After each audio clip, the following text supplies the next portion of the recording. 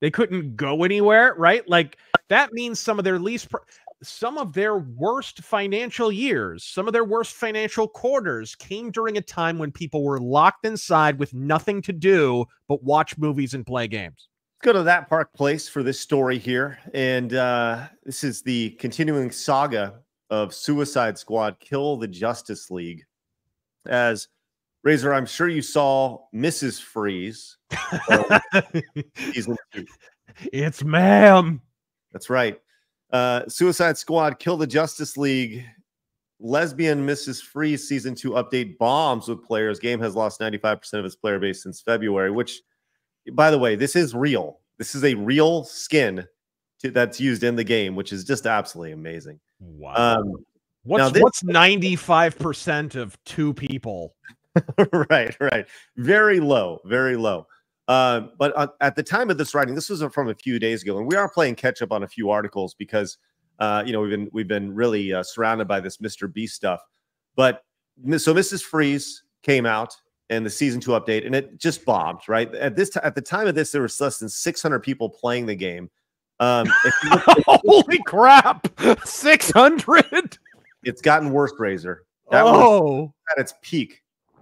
This was when an article was written right here. Let's see, the 25th right here. This is when it was written, and it had 572 players. Right now, it's sitting at 318 players right now. Bruh. So nobody is playing this game except for like the developers who are trying to work on it and trying to save it. So it's just a continuous saga. At one point, it was down to 30. Like their update, I mean, it boosted some people, right? But you see, man, look at this, just absolute drop. This chaos here. It's almost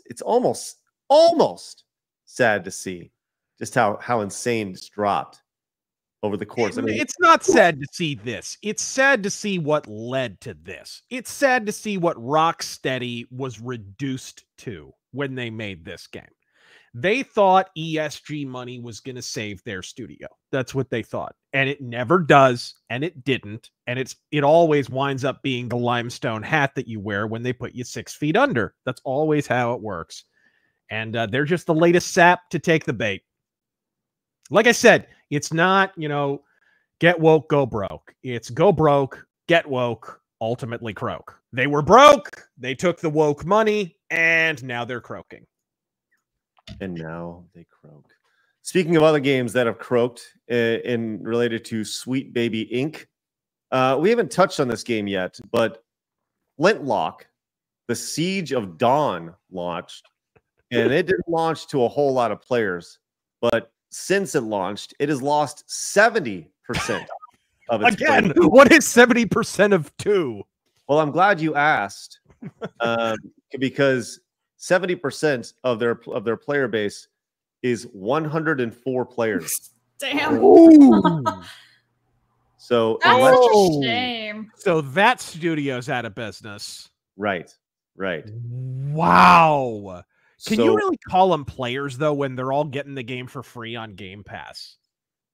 Well, this is all via Steam right here. But and you're right. These are players that are those who are playing it for free as included in it. So right. You can call gamers toxic all you want, but at a certain point, you should probably listen to your audience, right? Because at some point, you have to look at the results associated with companies like if Sweet Baby Inc. is even sniffed association with your game, it is dead on arrival unless it's attached to the biggest IP in video games like Spider-Man. It's going to fail. If you have an original IP that's associated with this, even an established IP like Suicide Squad that they're trying to get off the ground, we've seen it. We've seen established IPs and we've seen new IPs, and they've all fallen apart just from association with these companies. I don't know much how clear you can make it. Your game will fail. How much is it worth to you?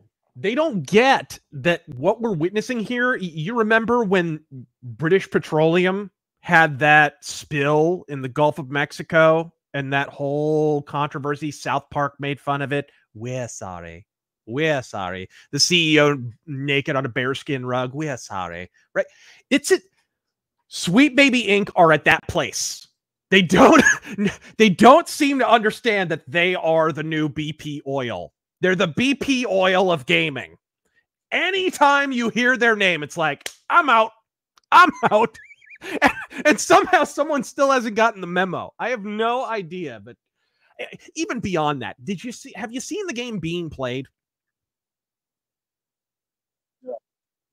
It's like you watch it. I remember when it was revealed. It was like the 15th straight game in a procession of brown girl bosses as protagonists. It was like just another one for the pile. Carbon dated hack and slash gameplay. Suntan girl boss protagonist. You know, she couldn't be any more sassy without a Maury Povich logo in the lower third of the screen, right? Like snapping. Can't imagine why this failed to connect with an overwhelmingly male Caucasian gamer demographic, as we have established in the past, right? They're chasing after, reminds me a little bit of Frank Miller back in the day, talking about Marvel Comics and saying how much energy was wasted trying to sell comics to kids that aren't there. It's that in the gaming industry, except we're chasing down brown non-binary Zherzhims. Like that's where we're at this point in the industry. It's absurd. I don't disagree. Like I've said this many times. Please, somebody show me this modern audience. Show me the modern audience that you're building these games for, because I don't think anybody has any idea what this modern audience is. Yeah. The only person that I could potentially see, I know Smash JT found the singular person of, I'm going to need to go back through my tweets because I think he found the one. The unicorn guy, right? Because it does not exist. I think they're just trying to manufacture it so hard, this modern audience, and it doesn't exist. At the end of the day, people like boobs, people like blood, people like big hits in football. People just want, like, it's not a hard formula. It's really not. Your audience is dudes.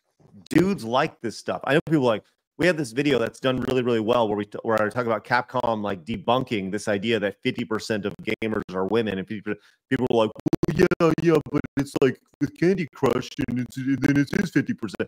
That's not what we're talking about here. Candy Crush isn't on the PlayStation 5. It's like saying half of the tabletop gaming community is women because lots of women play Monopoly. Right? There's a slight difference between D&D and Monopoly and Sorry and Candyland. Slight difference. That's what's going on there with the Candy Crush and Wordscape and whatever freaking app on your phone is considered a game now. So some people are saying the crackling is back. We're just going to need you guys to fight through it. It's a StreamYard problem. It's nothing on our end. It's happening. I almost can guarantee the replay won't be like that. I hope that's the case. I'm wondering, because if it's a server side thing, then that probably won't be the case. Well, if that's the case, if we look at it on our end, we'll just take this entire episode and re-upload it separately. We need to clip the 18-minute blooper of just raise our fist and as a show. Yeah, like I said, it's a StreamYard issue. It's not an us issue. We're sorry. We would, we would change it if we could. I think we just need to fight through it. And sorry. Yeah, there's nothing we can do to fix the audio. This is a server side issue. Yeah. All right. So let's go and move on while we can. And thanks for powering through. All right. So let's talk about another game that is destined to fail, specifically from Ubisoft. Because I think, and I don't know if anybody said this out loud, but I think the next few games that Ubisoft is going to release, I think they're going to fail. I think these are the death nails for Ubisoft, right? When I think of Assassin's Creed, the new Assassin's Creed that's on the way, I think that game is going to bomb. Yeah. And I also think the new Star Wars Outlaws is going to bomb. Maybe. And you saw, well, so you've seen the response to this. This is the gameplay that was released on IGN 13 days ago. It was also released on on X and had like 10 million views, and it just got destroyed over on X. But the gameplay that was released on IGN, the ratio on this, 12,000 likes, 93,000 dislikes, right? Because the gameplay was incredibly bland. It was meh, you know, and we saw this gameplay here, and it looked like something from, you know, like 2006, right? And they put a full 10 minutes up, you know, it's like, you know, going around and whatever, right? So it was not very impressive at all. What's interesting about this was the response that Ubisoft had, and specifically IGN had to this. Because if you scroll down, and this was released 10 days ago, 13 days ago now, I didn't even see this. IGN said, "We've noticed this video isn't airing at optimal quality by default. Please make sure to adjust your video settings to ensure the video has proper fidelity." Right? Something certainly isn't at proper fidelity. I love how IGN goes and blames YouTube for the terrible trailer. It's your fault. It's not ours. It's yours. Right. Hey, IGN, 4K shit is shit. There's no... Right. So the response to this has not been good at all to the game itself. So Ubisoft has come out, and they've responded, actually, during an earnings call. Some complaints were made. Once again, thanks to that Park Place. Doing some great work over there, by the way. Ubisoft responds to a plethora of complaints about Star Wars Outlaws after gamers roast gameplay. All right, so it was actually brought up on here, and this at this point, this is only 66,000 likes. It's far past that. And you can see some of the responses here. It says IGN single-handedly saving us all money. How to save 80 euros in 10 minutes. The thermal detonation is the worst thing I've seen in modern games. Guys, the AI is completely lifelike. It was just programmed by the director of the Secret Service, right? This guy says, "Guys, calm down. This is footage from the Nintendo GameCube version." Right. So, and here we go. This is great. The power of one, the power of two, the power of don't pre-order. But this was asked about during a call, and this is after IGN tried to cover for them. It says these negative comments were also brought up in Ubisoft's most recent Q1 sales report call. One investor from Bank of America questioned Ubisoft's narrative that the game was receiving positive feedback, because this is one thing that we've seen from them. They were like, everybody loves this game. We're really excited about this game. And they've been spinning this constantly. And they said, and even questioned if Ubisoft would delay the game following the negative feedback. So the Ubisoft CEO Yves Guillemot responded to the inquiry. He says the game has gone gold. So the date is well confirmed for August 13th. And as you mentioned, we'll be showcasing more content of a very high quality, multiple hours, that will really show the depths of the open world. That is a key element of the promise to enjoy the exploration of the galaxy, and with multiple planets. So that will bode well for the game in terms of high quality delivery. And then, like, the CFO, the chief financial officer, delivers this gobbledygook. Says, We've said also for Star Wars, the level of quality, the world, and the experience is really very high. We are really leveraging our engine, and I think people will love it. What does this mean? We're really leveraging our engine. Leveraging. Like, spoken like a true CFO right there. What engine? Unreal 2? Oh, my God. So here we go. Now, you may be asking yourself, the stock price for Ubisoft plummeted 12% after the trailer was released. You can see it right there. This was a few days ago. It was at $19.50 there. And since it has continued to drop, it's sitting at $18.90. And this is the chart over the last little bits here. So this 1890, the last year France had a functioning military. Fantastic. There we go. And you can see 3 months here. It's been all over the place, right? They're at a low point right now, though, at $18.90 over the last 6 months. Last year to date, they have their highs and they have their lows. They release something, they announce something, people get excited, they go in and buy, and then they lose all their money. But you can see things are not going well for Ubisoft right now. Wow. Compared to 5 years ago, they're trading at $71. I mean, that's ridiculous. And you can see they're back. They're back. Look at their trading right here. They're trading back at this is 2015. So if you invested in Ubisoft in 2015, 9 years ago, you have not made money. That's crazy. He just held it. And not only that, but their travails began 5 years ago when people were locked inside. They couldn't go anywhere, right? Like that means some of their some of their worst financial years, some of their worst financial quarters came during a time when people were locked inside with nothing to do but watch movies and play games. And they chose to do other things. Well, I mean, this is back. You speak of like 2020, right? And you look at the actual stocks associated, the actual business of this itself, right? They're seeing a little boom in early 2017, right? This is when Assassin's Creed's at its height. You know, they're pumping out some stuff right there. 2020 hits, they're dropping.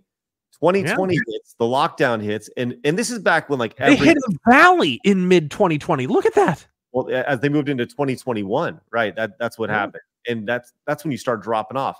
How? Ugh. You know, people came back to reality, and I mean, you're right. It's like all in 2020. If your stock in tech was not going up, I mean, what are you doing? You know, as you said, everyone was locked in. So it's just another example. I honestly think that Ubisoft will have an opportunity. I mean, I don't think they're going to close, but I think that their value will be so low that they will be sold to another company. Somebody's going to come in and eat them up and grab those IPs. It won't be Embracer. We know that. No, it will not. No, but I could see even like Nintendo coming in and swooping them up or buying certain IPs. Like Rabbids fits a Nintendo IP. You know, I could see them buying. You know, they've had a partnership there and just buying that IP from them instead of the whole studio. That'd be real interesting. You know, so yeah. I mean, it's just more of the same from Ubisoft.